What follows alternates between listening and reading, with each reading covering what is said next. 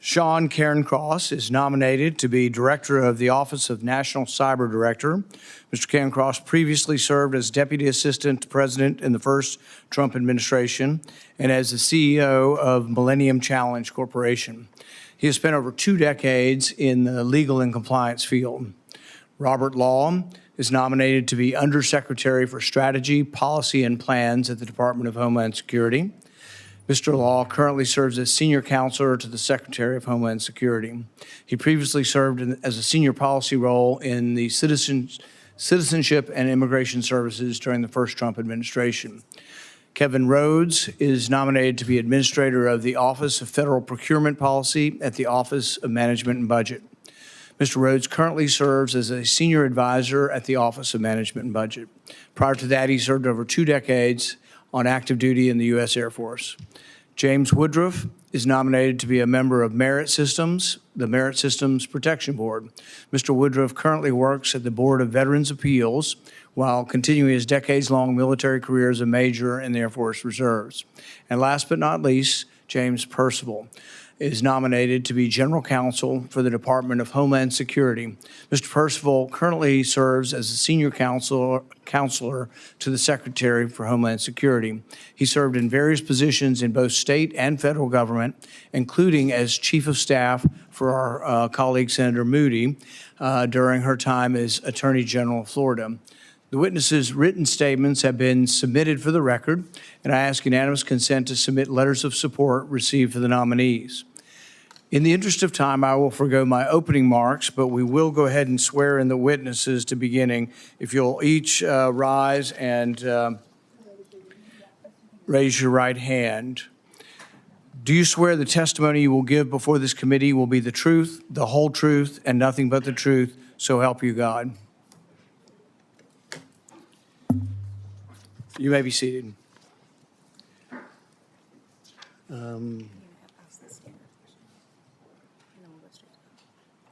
Why don't we just go to the questions? Let's see. Okay. We will now proceed to a round of questions, and we will start with Senator Moreno. I'm not used to going first when you're in the kids' table, Chairman, but I appreciate that very, very much. First of all, thank you for all of you for your willingness to serve and for being here today. I'll start with you, Mr. Percival. There's a community in Ohio, great county, it's called Wood County. The county seat's Bowling Green. There was a 24-year-old Venezuelan national who, thanks to Joe Biden's open border policies, made it across the U.S.-Mexico border, was paroled in the United States, somehow managed to get to rural Ohio, and then got enrolled in high school and posed as a 16-year-old high school student, even though he was 24 years old, allegedly was a pedophile, and now is in the Wood County Jail waiting extradition. How does something like that happen? And what is the plan to make certain to communities in Ohio that something like that could never happen again?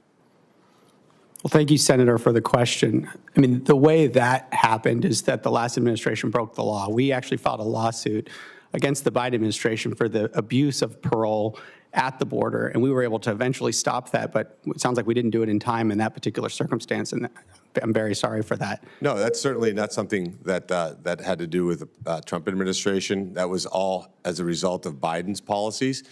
But if you could explain, because there's a lot of nonsense that is said in the media and from maybe sometimes on the other side of the aisle that we're anti-immigrant. I'm an immigrant. I don't think I don't feel that the administration is targeting me. I followed the legal process to come here. But imagine what you would feel like if you're a parent and your teenage daughter is enrolled in high school with a 24-year-old foreign national criminal alien. And if you could just go into detail about what are we doing to find out how these things happen, because there has to be accountability. A 24-year-old Venezuelan doesn't make it to Wood County, Ohio, without a lot of help, a lot of assistance. Who are the NGOs involved? Who housed them? Who provided passage for them? How does this person even enter our country and get to that place? Yes, Senator. So if confirmed, something I would definitely work on is looking at sort of start to finish how we get to a situation like that. So we have the abuse of the legal processes, like you talked about, abuse of parole. We're hopeful that the Lake and Riley Act will help clean up a lot of that. But you're absolutely right about NGOs who are basically running a human trafficking scheme, many of them, and it's something that if confirmed, I'd be happy to look into for you because I agree. And do I have your commitment that we will actually hold these organizations accountable? Clearly, the voters held Joe Biden accountable and Kamala Harris accountable by sending them home and sending them packing, thank God. But I hope that we hold the organizations that facilitate. Senator, yes. I talked about this when you were in my office. Again, thank you for your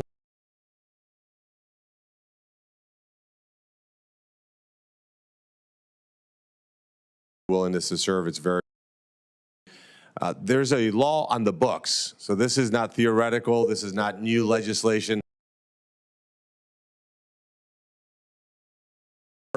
Veteran, thank you for your service. We see at the airport, we see TSA agents putting on nitrile gloves. The Biden administration chose to buy those gloves from China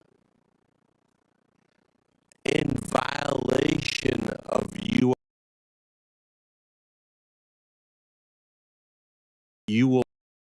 Every single federal agency follows the law and buys products from America. Thank you for the question.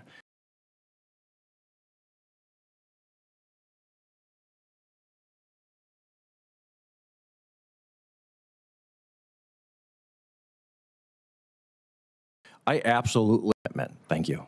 To serve. One of the things I've noticed in my 5 months here is the administration has attracted incredible talent, people like all of you that are willing to serve, and that's what gives me great hope for the next 4 years that we're going to get this country back on track. And with that, Mr. Chairman, I know you're very fastidious on time, and I'm up. My time is up. Very good.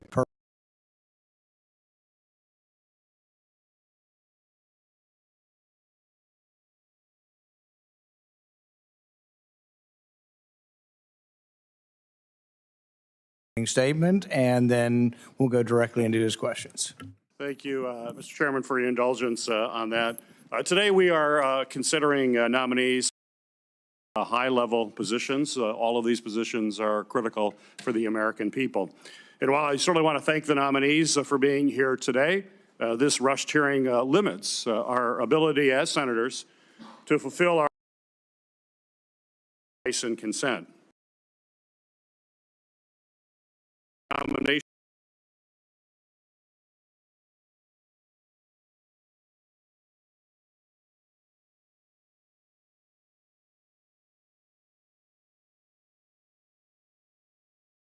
box and push nominees to the Senate floor without sufficient oversight. We're straying even further from our traditional open and public process by not having the nominees give opening statements and by restricting the amount of time for members to actually ask questions from each of you. This not only robs members of the tools to thoroughly evaluate a nominee's qualifications, it also limits transparency for the public. The American people deserve to know whether the president's nominees are up to the task for these very serious roles. This is dismantling under the guise of restructuring. Instead of targeting waste, fraud, and abuse, the Trump administration is indiscriminately firing personnel and canceling funding access across the government, disempowering our agencies and making them and the American people more vulnerable to national security threats.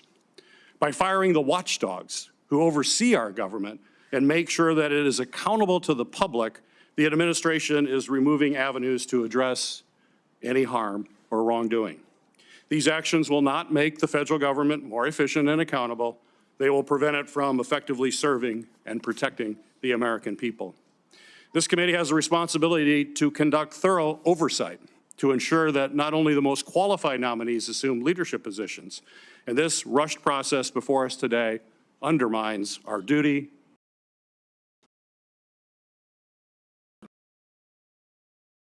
to deliver critical part. Thank you, Mr. Chairman, for congratulations on you. You coordinate an integrated, serious zero-day vulnerability being actively used by a foreign adversary to attack federal agency networks. What would your initial actions be? Sure. Thank you for the question, Senator. Thank you, Chairman Paul, and to the members.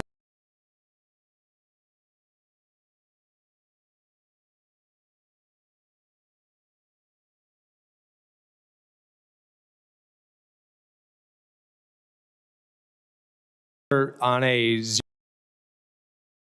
which was to the network or system that was previously unknown.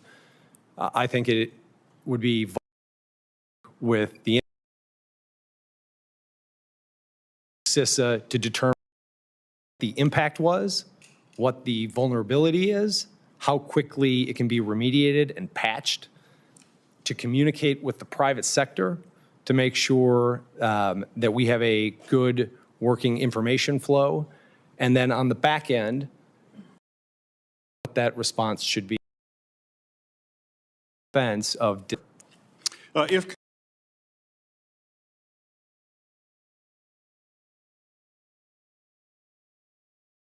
confirmed, a federal strategy to secure our agencies against supply chain cyber attacks, other than sharing information on the attack, which obviously is important, how would you advise the president? Sure. Well, the first thing, Senator, and a goal of mine is to make sure that this office sits at the place that this committee and I believe Congress intended in the statute, and that is to lead cyber policy coordination across the federal government. And so in doing that, working with our interagency partners is vital. We've been empowered to work with OMB to ensure that budget alignment among the interagency aligns with administration policy. And I think that those tools have to be leveraged, and the relationships between us and the interagency, it's making sure that it is monitored and enforced. Mr. Cairncross, the two national cyber directors before you had extensive experience in cybersecurity. You have other good experiences, but cybersecurity is not part of that experience. So my question is, how are you going to make up for these gaps in the experience that you currently have? Sure, well, Senator, it's true I don't have a technical background in cyber, but in my roles running private organizations and national party committees, I've been on the user side of this. I've had to deal with foreign nation attacks on our systems. We've worked with the FBI and the intelligence community to learn about them, to stop them, and to monitor those attacks. And so that's, like I say, on the user side, I have that experience. On the management side, I have run thousands of people and billions of dollars in funds. And in doing those jobs, I surround myself with smart people, make sure that the right people are in the right place to do the jobs, and take their advice. Another question for him. Got a lot of questions for you. And we have a lot of other folks here, but I want to make sure I get this out. The Cybersecurity Information Sharing Act of 2015, otherwise known as CISA 2015, is it's a critical law, as you know, to prevent and provides liability protections for businesses that share threat information with the federal government and each other. Absolutely critical that that sharing occurs. These authorities play a key role in coordinating public-private responses to cyber incidents, including the recent attacks that we saw, Volt and Salt Typhoon attacks. But unfortunately, CISA 2015 is set to expire this September.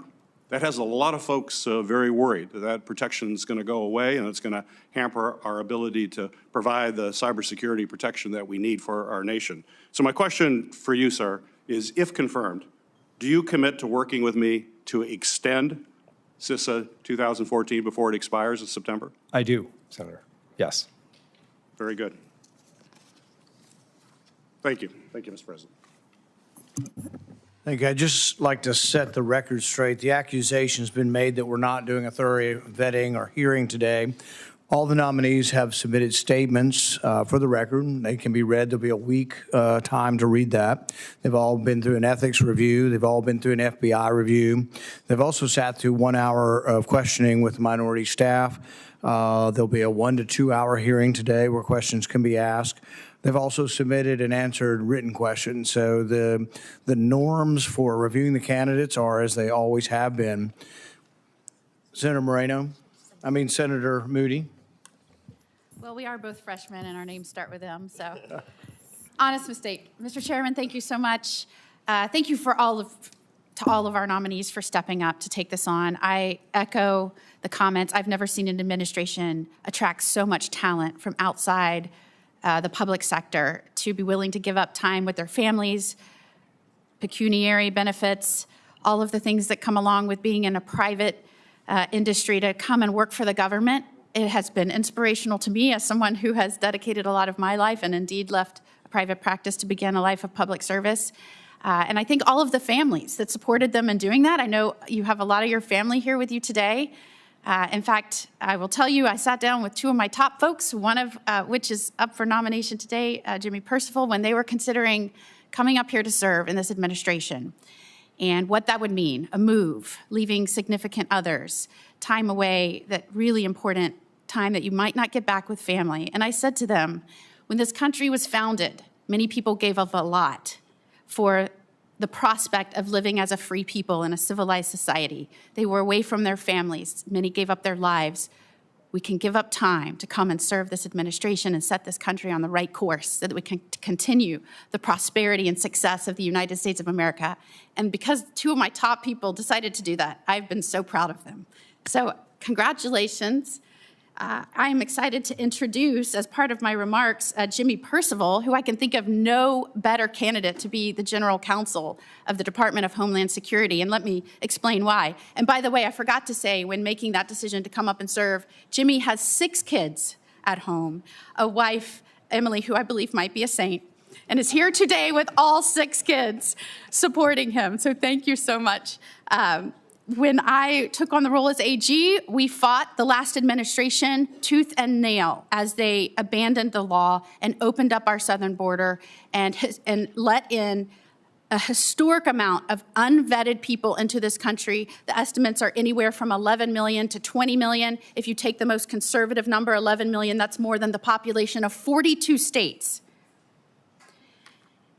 When we first saw this administration stop detaining people that were committing crimes, serious felony crimes, and deporting them, and rather releasing them back into the communities, we were the first to file suit on that. When we saw that administration start paroling people into the interior in violation of law, we were one of the first to sue on that. When we saw the administration start creating programs rooted nowhere in law by Congress, we sued on that. When we saw the federal prisons stop deporting people that were arrested internationally and brought here merely because they were drug traffickers. No connection to the United States of America, brought here only because they were drug traffickers, released from prison and put in our communities in the middle of an opioid epidemic. When we saw these insane policies completely in violation of the law, the tip of the spear in that fight, when we took the Biden administration to court and won, time after time, was Jimmy Percival and our team. When we uncovered the plan to, when the border was overrun, just step back and let everyone come in, when we uncovered that secret memo, Jimmy Percival got that done. And as we course correct and try and save this nation and our communities and make sure that they are safe again, I can think of no better person than the person that fought that fight against the lawless actions of the last administration to come in and undo the damage. because we're going to have to use laws that we haven't used before because we have never faced a president that opened up our borders and let everyone in. And I can think of no better person to guide a team in the fight in courts and get that done than Jimmy Percival. In fact, when the senator of Michigan said and asked a question, will you be able to make sure this is make our government more effective and not tear it apart? You can imagine my response after watching our security and our borders and our immigration system torn apart over the last 4 years. The question is, can you make sure we rebuild it? I'm so proud of this president who has, in just 3 months, brought down the numbers coming over our border unvetted and secured the border. But now we have to make sure we're getting those that are here that will do damage to our citizens and our communities and the security of this nation as we catch people trying to import dangerous substances, as we catch people here on visas, stealing information, taking pictures of our military bases. We need people to get people out that are going to do the damage, and we've got to do it quickly, and we've got to do it effectively. And Jimmy Percival, what is your plan to do that? Senator Moody, I think I know when to quit when I'm ahead.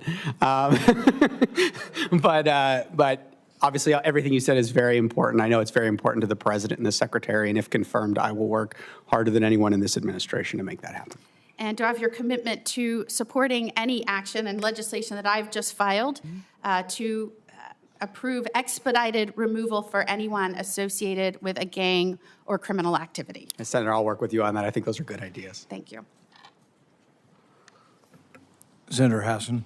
Well, thank you, Mr. Chair and Ranking Member Peters. Good morning to all of the nominees. Congratulations to you all for your nominations, and congratulations to your families, too, because this is a family effort, I know, and we are all grateful for your interest in serving. I'm going to start with a question for all of you, and I'd really ask you to restrict your answer to a simple sentence. If you are directed by the president to take an action that would violate the law, would you follow the president's directive or follow the law? Mr. Cairncross. Senator, thank you for the question. I don't believe that that would ever happen, but to take your question, I would be faithful to the law. Thank you. Mr. Law. Thank you for the question, Senator. I'm confident that President Trump would not ask me to violate the law, and if confirmed, I will uphold the law. Thank you. Mr. Percival. Senator, the last two answers were perfect. I would give the same answer. Okay, thank you. Mr. Rhodes. Senator, I agree with my colleagues. Thank you. Senator, I agree with what's already been said. Well, I appreciate all of you saying you will follow the law.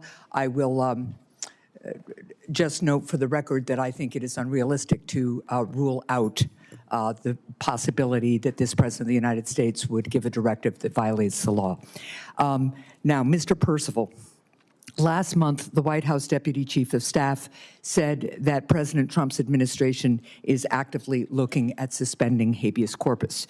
2 weeks ago, I asked Secretary Noem about this, and today I'd like to ask you about this as well, since you're obviously nominated to be the General Counsel of the Department of Homeland Security. So, Mr. Percival, let's just start with what is habeas corpus? Thank you, Senator. Habeas corpus is a Latin phrase that means you shall have the body. Right. And what is the foundational right that habeas corpus represents in our constitutional democracy? Yeah, well, I guess there's a number of different concepts. There's the writ of habeas corpus, which is a judicial review mechanism. There's what we call the suspension clause, which is about suspending the writ of habeas corpus. And then there are several implications of that for the work that DHS is doing, such as the Alien Enemies Act. Well, so, you know, I appreciate you, and I could do a law school debate about this. Let's just get to the core foundational principle here and why it's so important. It is the bedrock principle in our country that prevents the government from imprisoning someone without any justification or review. And it's a key right that makes America a free society, unlike North Korea or Iran. And it's important that we all as Americans understand, appreciate, and defend this principle. And one of the concerns I have, you just gave me an answer that circled around that essential piece of our constitutional democracy. Every American and every person in this country has a right, if they are detained, to demand that the government just come and say why they're detaining them and do it in public and give people that foundational entry to due process. And since many of us have concerns about this administration's commitment to due process, I think it's really important that we understand that foundational right. So do you agree that this is a foundational principle, that the government must bring a person before a court and provide a reason for that person's detention? Do you agree that it's critical that we have this right in order to be a free society? I agree that the Constitution protects the availability of that writ except in enumerated circumstances in the Constitution. Do you think it's an important thing for a free society? Do you believe Yes. we should be a free society? I believe strongly in the ideals of the founders, and they included that in the Constitution. You're also going to take an oath to the Constitution of the United States, right? Yes, if confirmed, yes, ma'am. If a court says that the Department of Homeland Security must bring a person in the government's custody before a court, will you advise Secretary Nome to follow that order? Thank you, Senator. The policy of this administration is to follow court orders, and if confirmed, I would act consistent with that policy.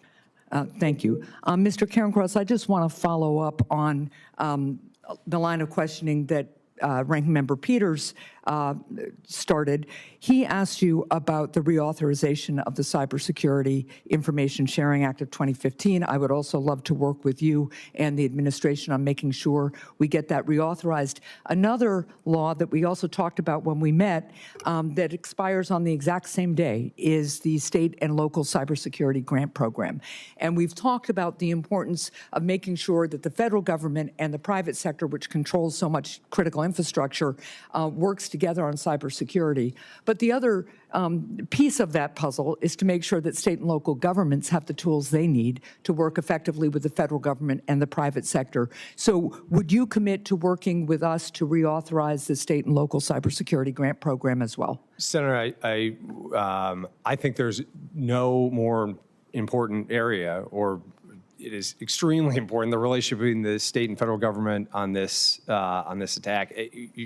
None of you are free of those attacks in your states, as you know, and yes, I look forward to working with you on that issue. It's not just that we're vulnerable to attack, it's that most state and local governments simply do not have the budget or the tools and sometimes can't hire the experts, given the shortage of experts in this field around the country, to effectively guard against these attacks. So it's really important that these grants help them do that. Thank you, Mr. Chair. Thank you. I would just like to chime in on the heels of Senator Hassan talking about habeas corpus, that while I am a Republican, while I am generally supportive of the administration, the policy, and think Secretary Nome's done a great job, if there's an attempt to suspend habeas corpus, even though it's in the Constitution, you will find not only wholehearted opposition to it, you will find full-throated opposition to it from me. So let's hope that that was an idle comment that is not repeated. And comments like that are very, very dangerous. And so I hope the person who issued that will think twice before saying things like that again. Senator Kim. Thank you, Chairman. Mr. Law, I'd like to start with you. We're seeing reports that the acting FEMA director was unaware that there was a hurricane season. That I've also seen reports that the hurricane plan wasn't completed prior to the start of hurricane season. So I just wanted to ask you, does that seem acceptable to you?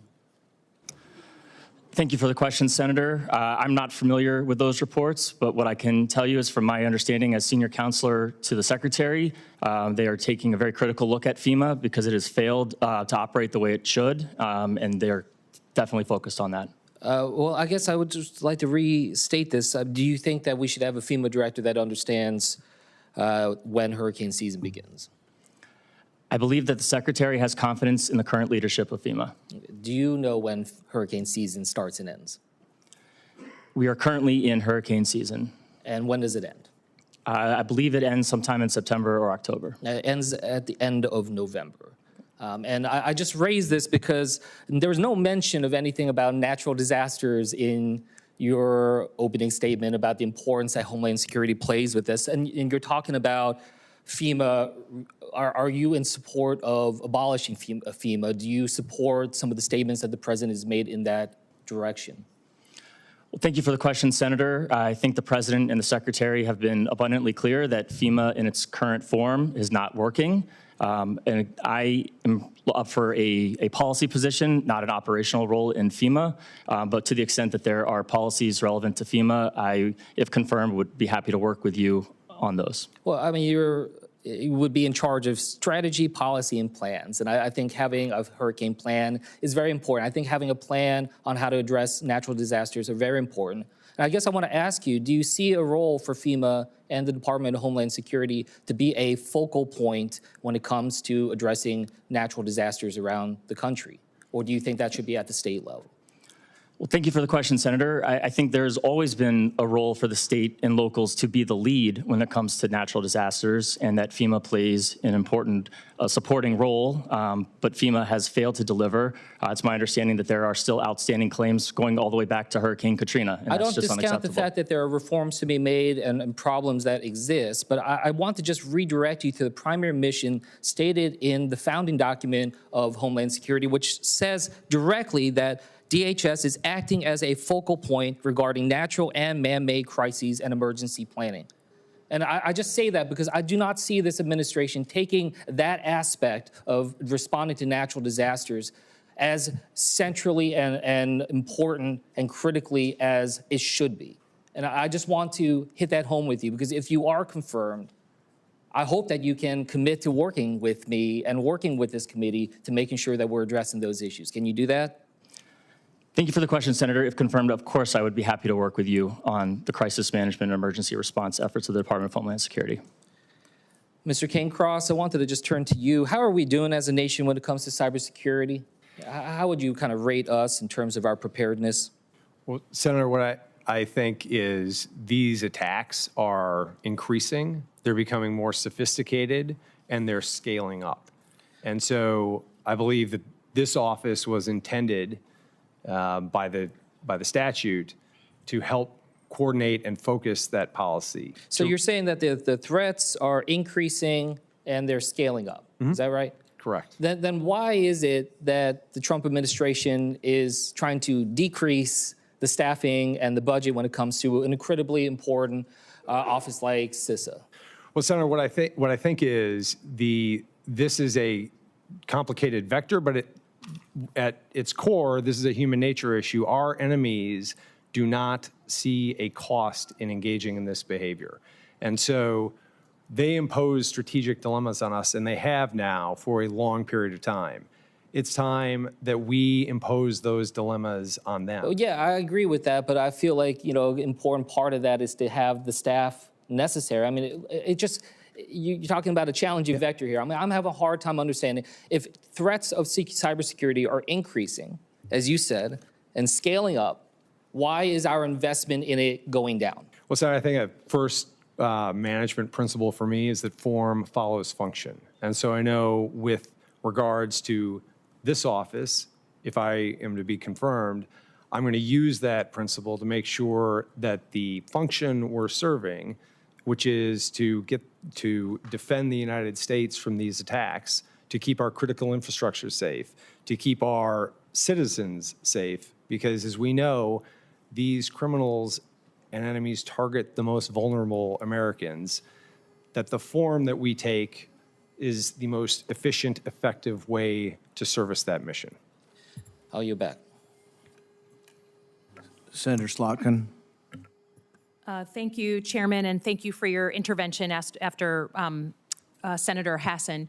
Welcome to all of you. I did a confirmation hearing like this many moons ago, a group one, and I was the only one who got questions. So for those of you who are getting less questions, you're getting off really easy, and you should thank your fellow peers here on the dais afterwards. Let me start on cybersecurity. As a former CIA officer, I feel like we all know that cyber attacks are increasing. In your own words, attacks are increasing. They're becoming more sophisticated. They're becoming more prevalent. And then with the use of AI, they're becoming much more smart, much more capable. But if you are confirmed, you will oversee the single biggest cut in cybersecurity dollars, a $495 million cut to cybersecurity. And I know that the president has it out for certain members of the cybersecurity community of his own administration from the first time. But the truth is you're cutting programs that help our state and locals, like the state of Michigan, actually defend against these things. Our infrastructure, it's really my power companies who have come to me and said, we used to get quarterly updates from CISA and get a sense of like the threat picture across the country. Now we don't have that. We feel vulnerable. I really feel like the United States is in a situation with cyber the way we were with terrorism before 9/11. Terrorism attacks were happening. Some people watched them, but they really didn't enter in a huge way the American consciousness until we had a spectacular attack. And I am deeply worried that we're going to have a spectacular cyber attack, and you're going to be left holding the bag. I mean, you're here. They pulled the nomination of the other guy on cyber from this panel. You're the head guy. So help me understand, honestly, in a way that speaks to the average person who's like a principal of a K through 12 school, whose kids' data is being ransomed. How can you justify a nearly $500 million cut on cybersecurity, given what you yourself just said? Well, Senator, I think to your point, the vast majority of cyber defense in this country falls on the private sector.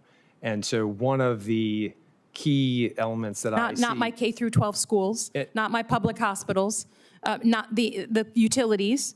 And state and local, territorial and tribal are extremely important, as we were chatting about earlier. And that's what affects the average American, right? That's what they all know. We have a cyber attack once every 39 seconds in America. So everyone in this room has had someone try to get their data. Senator, the University of Michigan, the healthcare system, schools in your state alone, I mean, the members of this panel have had tens of millions, hundreds of millions. Florida, I think, is over $1 billion. So explain a cut. I mean, just be honest about it. You can't say you care about an increasing and more sophisticated set of attacks while cutting the very people who help defend against those attacks. And I want to do offensive cyber. I want to make them feel pain for the Russians and the Chinese that are launching these attacks. I'm there with you. I will add money there. But you can't add by subtracting. And I think we just have to own that the petty desires of the president are going to leave us more vulnerable. And you're going to be the guy. If we have our cyber 9/11, you're going to be the guy who's sitting there saying, oh, holy crap, we just cut all this money and I just had all the power go out on the eastern seaboard, or the Chinese stole a whole bunch of our personal data from every hospital and every school. So let's not pretend that a cut actually helps defend against what you agree is an increasing set of attacks. I just want to ask in my short time, I'll leave you alone. I know I'll move to the next guy. Mr. Percival, you are going to be the General Counsel of the Department of Homeland Security. The Supreme Court of the United States currently has a court order, multiple court orders with the Department of Homeland Security. John Roberts, the biggest guy in the land we have on the Supreme Court, has issued those court orders, and DHS is not complying. If you want this job as General Counsel, will you comply with the court orders from the Supreme Court of the United States? Well, thank you, Senator. I have some awareness of that situation in my role as senior counselor. If confirmed, as I said, it is this administration's policy to follow court orders. It's not this administration's policy. They're not. Can you agree that right now they are not implementing Supreme Court court orders? You can't say it's policy if they're not implementing them. I absolutely disagree with that. So there's multiple aspects to facilitating the return of somebody. One of them is the DHS side of it, which is, we call it eliminating domestic obstacles to return. So if someone shows up at a port of entry, we'd make sure they get in the country. The second piece would be international negotiations, because the individuals are in the custody of a foreign government. So that's a State Department piece. DHS doesn't do foreign policy, but obviously those are very complicated negotiations. Yeah, but you can't say we haven't negotiated with the country to get them back. The president of El Salvador, where one of these guys is being held, was in the Oval Office. So we have access to this president to facilitate negotiations. DHS is choosing not to adhere to court orders from the Supreme Court. And you're going to be the lawyer. I know I'm over time, but I would just ask that you please obey the Constitution and the separation of powers, not just Donald Trump. Senator Lankford. Thank you. Thank you, all the witnesses, and for your commitment to be able to be here and to be able to do the task that the nation's needs and the president's asked you to be able to do. This is a very difficult process, and it's a long process, and it's a stressful process, and there's 10 million forms, and everyone's invading your privacy to be able to go through this. Your families have already been through a lot. It's great to be able to see all your families that are here as well, but this is a tough process. So thanks for stepping up and doing it, because we need a lot of help. Mr. Cairncross, let me start with you on this, on the cybersecurity side. In the last year, towards the tail end of the Biden administration, we had the largest cyber penetration in the history of our country, where the Chinese invaded our telecom. And they got in all systems. They're in DC's telecom system. It was a massive penetration that has actually occurred. By the way, that was when full funding was happening. I know we just had a conversation saying if you cut funding, what happens? When there was full funding, that occurred. What can we do at this point, and what would you say are your priorities stepping in to be able to protect America and our infrastructure? Well, the first thing I'd say, Senator, is in response to the first part of that, there's nothing that the President of the United States cares more about than the protection of American citizens. And I'm grateful to have his confidence and the confidence of the White House to be able to execute in this role. What you're talking about, Salt Typhoon. Correct. And let me add on to their Volt Typhoon, demonstrates China is, without question, the single biggest threat in this domain that we face. And what Volt and Salt show, and Salt was the espionage telecom hack, which is ongoing, and Volt is a pre-positioning on our critical infrastructure. And what that demonstrates, to the earlier point I was making about strategic dilemmas, is China is squatting on our critical infrastructure systems, and they have an ability to exercise that at a time and place of their choosing. And that should be unacceptable. And it is unacceptable. And so I look forward to working to do everything I can to make sure that our adversaries, our enemies, and criminals who operate in this space know that it is not a cost-free endeavor. Yeah. We're all counting on that to be able to stay engaged on it. I would tell you that all of our entities come back to me with the same thing. If the Chinese were to roll in with airplanes and tanks and to be able to attack us, we expect the United States to be able to step up and do something. If they're coming in the cyber world and they're attacking us and destroying our infrastructure, we expect the United States to be able to help us engage in this. So we anticipate that. Mr. Rhodes, I want to ask you a little bit about one of the issues that's come up several times.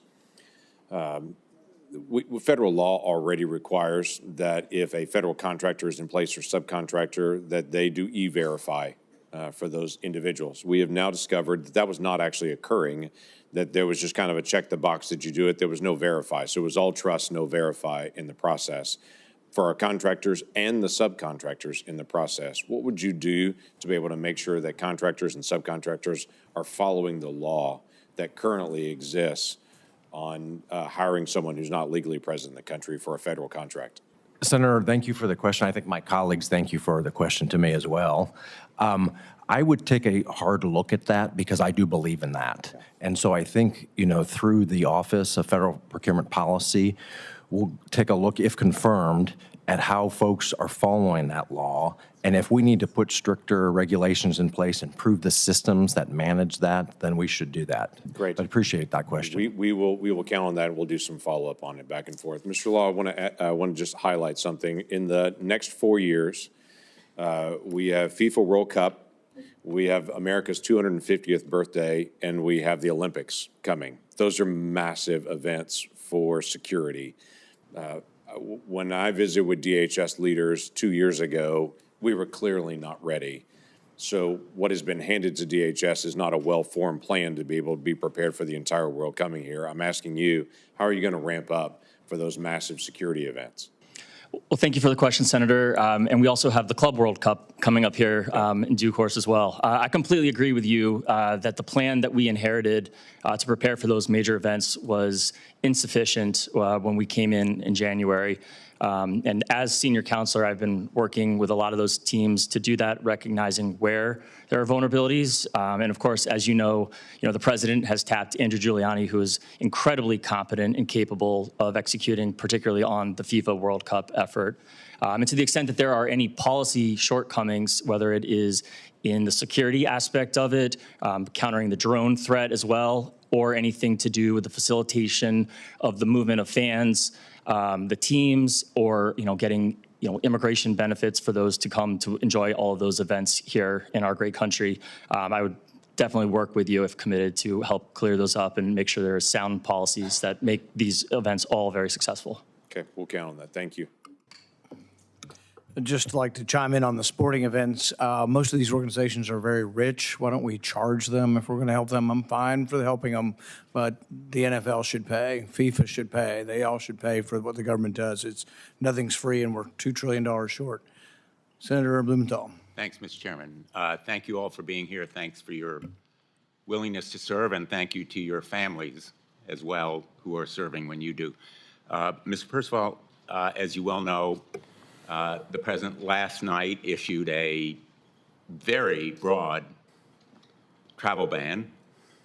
My view is that it may well be overbroad and blunderbuss, denying our nation energy and talents and skills that we need for our economy, not to mention the humanitarian concerns that many of us have. We're still analyzing and evaluating this ban, but it strikes me as problematic in a number of respects, constitutionally as well as in terms of policy. But I want to focus particularly on the impact of one of the aspects of this program as it affects our Afghan at-risk allies who were interpreters and security guards and aided our troops and diplomats. My son is one of them. He was a Marine Corps officer in Afghanistan who was greatly aided by his interpreter. He brought him over after a couple of years of working hard in the system. I've been a champion of the Afghan Adjustment Act. I care deeply about these Afghan allies who put their lives on the line. They now have targets on their back. If they have to go back to Afghanistan, they'll be tortured and murdered. Several months ago, the administration suspended the United States Refugee Admissions Program, which left hundreds of these Afghan allies stranded in Pakistan and Qatar, having fled the Taliban, only to get stuck by our apathy in a third country while already engaged in the screening process to come here. Now the administration has suspended all immigrant and non-immigrant visas for Afghan nationals pursuant to the travel ban that President Trump issued yesterday. Would you agree with me, I hope you will, that we ought to, first of all, make individualized determinations on many of the people wanting to come to this country, but specifically focusing on our Afghan allies? Shouldn't we allow these people to come to the country that they served in Afghanistan and now are at risk, along with their families, of death and torture if they're not allowed to come here? Well, thank you, Senator, for the question. First of all, thank you to your son for his service. Obviously, the American public appreciates that. Honestly, I was getting ready for this hearing. I think this just broke last night. I'm not super familiar with the president's order. My understanding is it's under 212F of the INA, which I believe the Ninth Circuit just said exudes deference to the president. So this is a decision that the president makes. As general counsel, if confirmed, my focus would be on providing legal advice. Will you work on making exceptions for those allies, mainly from Afghanistan, but possibly other countries, who in effect provide these services? Because if we don't help them now, nobody's going to want to help our troops in the future when they are on the ground serving our country in other countries. If confirmed, Senator, I'm happy to continue this conversation. Like I said, I'm not super familiar with the order that was signed last night. Would you agree with me that people in this country who are not citizens are entitled to due process? Senator, I think the discussion about due process has gotten a little confusing because due process is not a one-size-fits-all. The question is, how much process are you due? So depending on your circumstances, the amount of process that you're due under the due process clause will vary significantly. You know, for example, expedited removal involves a very rapid deportation. But they are entitled to some due process. I know that courts make distinctions, but due process has a meaning, as you well know. I think it's a yes or no answer. Yes, they are entitled to due process. Whatever process they're due, and that's going to vary significantly, Senator. In some cases, it will be very little, like, for example, expedited removal. Isn't it in all cases yes? That's a very categorical statement, Senator, but my understanding of the due process clause... Sometimes lawyers have to enforce rights categorically because we are a great country that follows the law. And the Constitution says that everybody in this country is entitled to fairness and a day in court before an impartial and objective tribunal if something significant is going to happen to them as a result of government action. Wouldn't you agree with that I proposition? would not agree with that statement. That's a very categorical description of the due process clause that is not consistent with the Supreme Court's decision in Matthews v. Eldridge.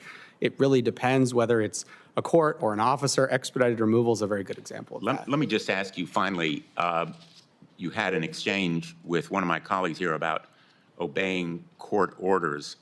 If FEMA is ordered to rehire people who have been terminated, will you obey that court order? As I said before, Senator, my understanding of this administration's policy is to follow court orders. And if your department is ordered to claw back, is ordered against clawing back funds, will you obey that order?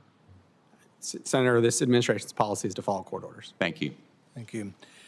It's been asked several times about CISA and reauthorizing CISA. I think one of the things as we looked at, and I think Mr. Cairncross's point is well made, that the private sector deals with a lot of cyber threats, and if anything's probably better. If you compare sort of the protection of privacy of government, there's been a lot of government breaches of data, and maybe not so many, but there are breaches everywhere. But I would think maybe the learning curve might be the government actually learning from some people in the private marketplace. But on reauthorizing this, one of the things that President Trump has done, which I think is an extraordinary defense of the First Amendment, is to say that government is no longer going to be in the business of censorship. Government's not going to be meeting with social media companies. CISA's not going to be meeting with them. The FBI is not going to be meeting with them. There'll be no intimidation. There'll be no threats. There'll be no, we're going to use antitrust against you. We're going to take away your liability. These were not even veiled threats against big companies, against Facebook, against Twitter. And I'm very proud that President Trump has said no more, that that's gone. In order to get policy, though, that we can live under, we don't know who the next president will be. We always want to try to change the law, too. So while I'm proud of that executive action, I will do everything in my power to make sure the CISA authorization has a clause in it that states that no government resources for CISA will be utilized to diminish in any way constitutionally protected speech. Mr. Cairncross, do you have any comment on that or any problem with that clause if we insert that into the authorities? I do not have a problem with that, Senator. Okay. Mr. Law, any comment on it? I do not. I would echo my colleague here. Okay. Senator Fetterman. Thank you, Mr. Chairman. I know it's like we all know what happened. The new administration, and they have a much different kind of a view on immigration and the border, and I actually agree with parts of it. Honestly, I've said this publicly, and I'll say this again. I believe our party didn't do a good job with the border, and I was very clear on that. And then also, I'd like to say that I was the lead co-sponsor of the Lincoln Bill. There's well too. I believe that that we can be very pro-immigration, but we also have to have a very secure border, and that puts me in a different place now. Some people didn't feel like I honored the spirit of immigration. But I actually believe that I did. And now today I'm going to continue that part of my conversation and my commitment. And that is with DACA. Okay, now we can all agree with that. Now for me, my wife was a former dreamer. My wife was a former dreamer, and now I wouldn't have the family that I have, if it wasn't for her. But she was brought to the country when she was 7 years old, and of course. And now I know, Mr. Law, I know we all have LexisNexis, and we all know, and I know that you don't have a strong opinion for Dreamers and DACA. So I'm not going to turn it into gotcha theater, because I really want to have like a a sincere conversation here in our brief time we're here. And now, for example, I'm trying to understand why punishing dreamers that were brought here as children here in this country now, why there's not a path for citizenship, why when they're making these kinds of important contributions here to our nation. And it's like, can we only just be punitive and vengeful about immigration? Why we can't even acknowledge that that could be part of something very a positive thing for our nation? Thank you for the question, Senator. Thank you for your support of border security, as well as the Laken Riley Act. And I'd also like to thank you for a leading role in combating anti-Semitism that has just exploded in recent times. To the specific question of illegal aliens receiving a path to citizenship, that is solely the purview of Congress. The most notable legislative opportunity that I'm familiar with is known as the DREAM Act. And it's my understanding that that bill has gone before the Congress numerous times, and every single time it has failed. But personally, any of you in front of us here today, do any of you perhaps could consider or maybe support something like that legislative solution for Dreamers? Well, thank you for the question, Senator. I think it is the purview of the lawmakers to pass legislation and present those to the president. And thus far, it's been my understanding that that bill has failed to obtain the votes necessary to make it to the White House. Okay. So for me, because it just continually just seems to like it's difficult to two things must be true: a secure border, but then now, and we also can celebrate immigration as well too. And now, for me, we had a young person in Georgia, Himena, and she was just pulled over, and it was actually the wrong car. And she of course, she was a dreamer, and now she could be looking at a possible situation of being deported for that. She was brought here as a young child.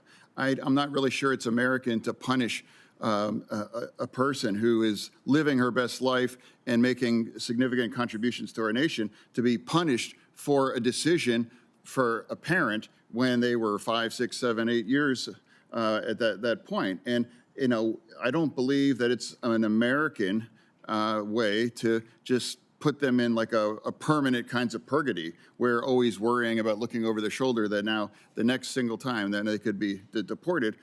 They are being paid for sins that they were not a part of that thing. And I'm hopeful, and I'm saying it now publicly today again, somebody as a Democrat committed to a secure border, why can't we deliver a solution for our dreamers? Because immigration is part of America's superpower, and it's made us much stronger and better. And two things must be true at the same time. And now, thank you, my time has expired, and thank you for answering my questions. Senator Holling. Thank you very much, Mr. Chairman. Congratulations to all of the nominees. Thank you for being here. Mr. Cairncross, let me just start with you, if I could. One of the most pressing, but I think also one of the most overlooked vulnerabilities when it comes to our national cybersecurity posture is the crisis facing our rural hospitals. And I say this as somebody in a state where 40% of the hospitals in Missouri are rural hospitals. Many of these hospitals have no full-time cybersecurity personnel. They can't afford it. They don't have the personnel for it. They don't have the budget for it. And that makes them easy targets for cyber criminals, for ransomware gangs, and even sometimes for nation-state actors. And as you can appreciate, when these hospitals are attacked, it's not just their IT systems that go offline. It's cancer treatments, it's surgeries that gets canceled, it's emergency care that gets disrupted. So let me just ask you, are you familiar generally with this issue and the plight that rural hospitals face in this regard? I am, Senator, and I was saying earlier, these criminals and our enemies are targeting the most vulnerable Americans, and it's got to stop.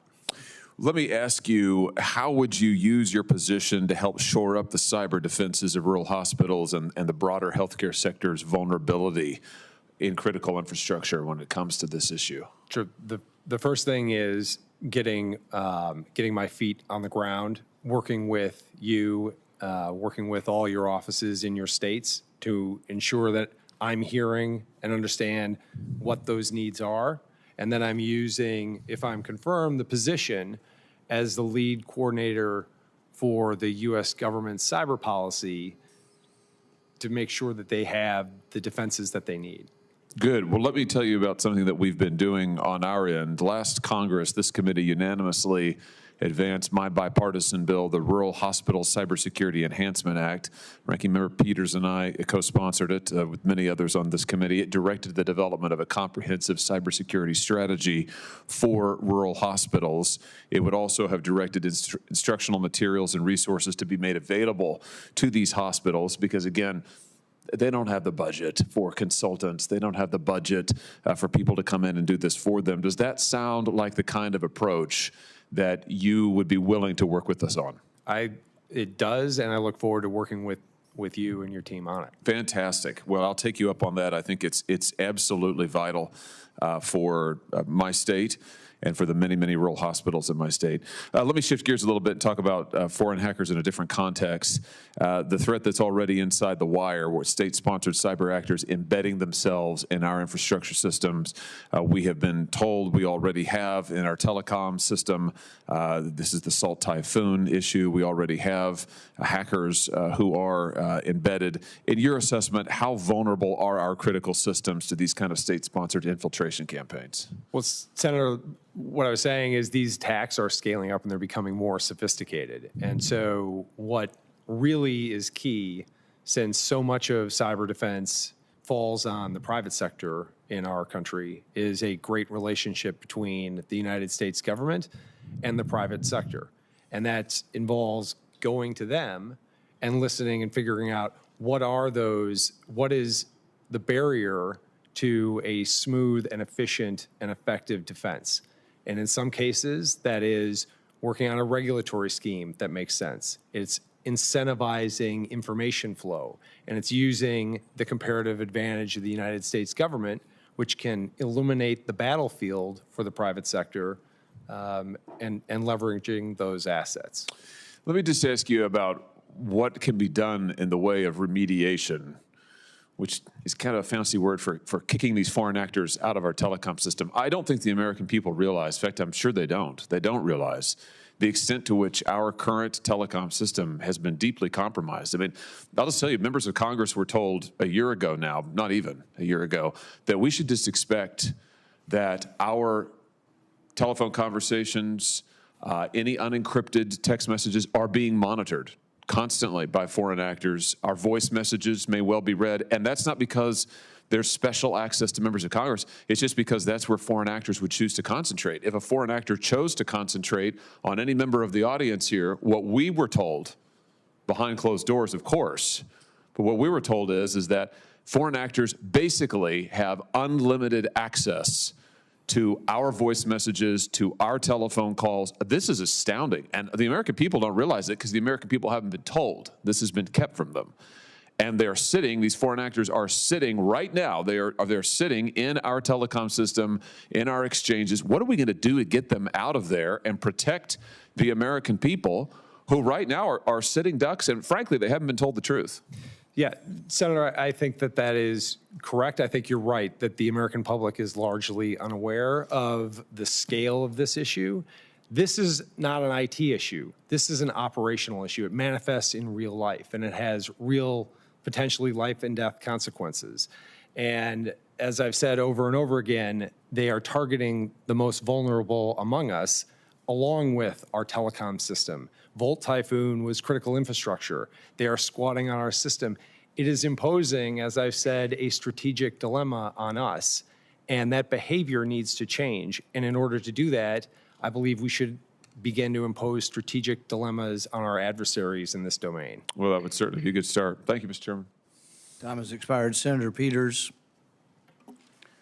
Thank you, Mr. Chairman. Mr. Percival, on April 4th, the DHS announced that it was permanently canceling the Building Resilient Infrastructure and Communities, or BRIC program. It included canceling funding for projects that are actually currently in progress, just basically pulled the plug from them. These projects are critical for communities to reduce their risk before a disaster strikes. As a result, we have a tornado shelter, for example, in Salem Township, Michigan, that may not be finished. Construction's begun, but it's being just pulled out, which doesn't seem really thoughtful use of taxpayer dollars to do it halfway and then pull out and stop a project. And then if you look at resilience projects generally, they tend to save taxpayer money. To build it stronger up front is a lot cheaper than fixing it later.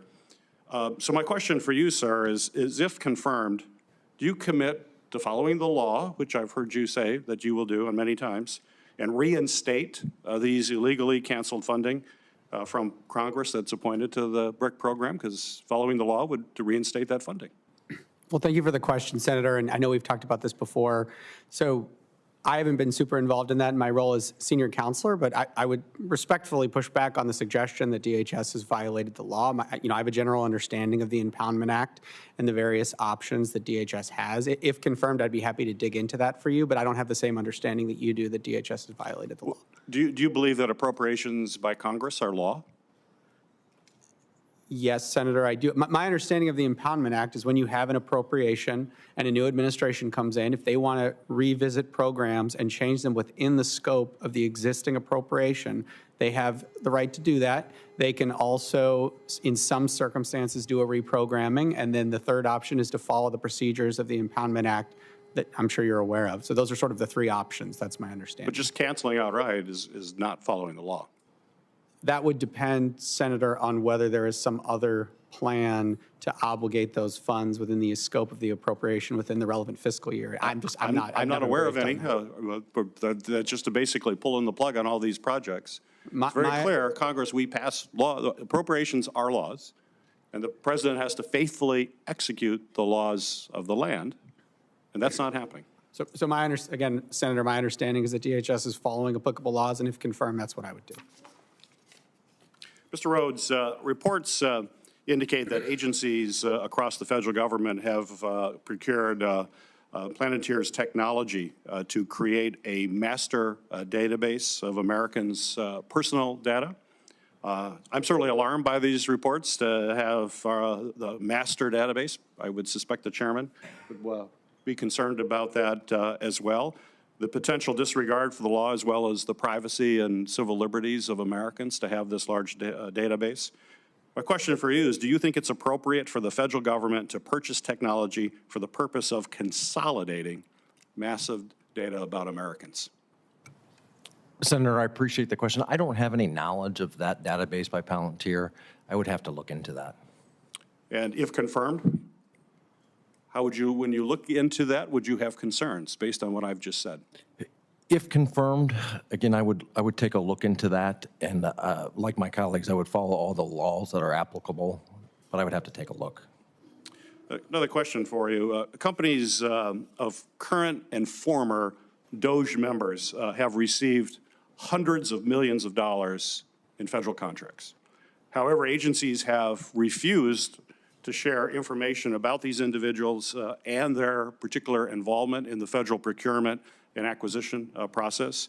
This certainly leaves open the potential for fraud, waste, abuse.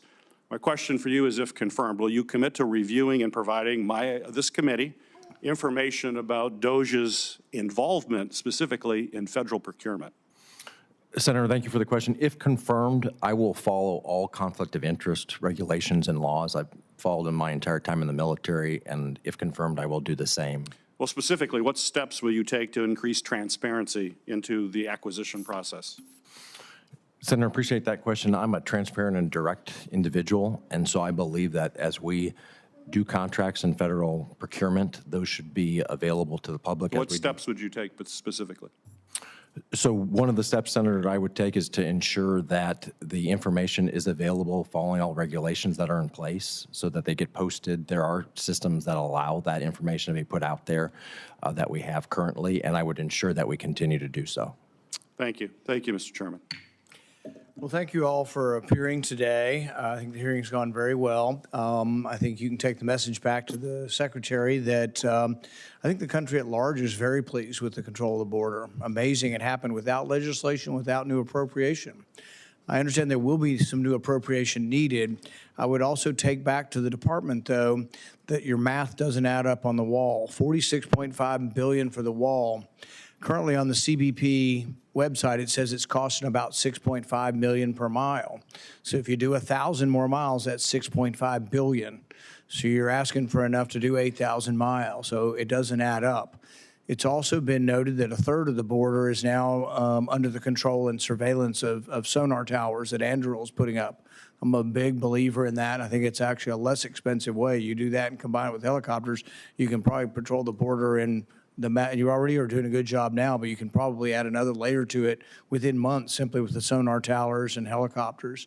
So while I am for some more money, I think it's still asking for too much, and the math doesn't add up. And most of that, there's 1,200 miles left. We'll be lucky to put fence on 1,000. We're probably going to put fence on less than that. And we ought to be open-minded to other things like the sonar towers and other technologies. And some of that's pretty immediate, too. You don't have to wait years to build a wall. You immediately can put it up and begin defending the border. But by and large, I think the president's done a great job. And I think really whether you're Republican, Independent, or Democrat, people want criminals, to be captured. They want to be safe. They're horrified by the people who've been killed by people here illegally in the country. And even if only 1% of the people came in were criminals, there's like maybe 8 million people came in the last couple of years. That'd be 80,000 people roaming around that are criminals. And it probably would be 1%, So I do compliment the president and the secretary for doing it. Still very interested in the speech thing. I hope you'll take that back, that we're going to try to get that into law. What the president is doing to protect free speech is amazing, needed, shouldn't be partisan, but we would really like to make it part of law. But thank you for your testimony. The nominees have all filed responses to biographical and financial questionnaires. They've answered pre-hearing questions submitted by the committee and had their financial statements reviewed by the Office of Government Ethics. Additionally, the committee has received letters of support for the nominees. Without objection, this information will be made part of the hearing record, with the exception of the nominees' financial data, which are on file with the committee. The hearing record will remain open until noon tomorrow, June 6th. Thank you all for your time. The meeting is adjourned.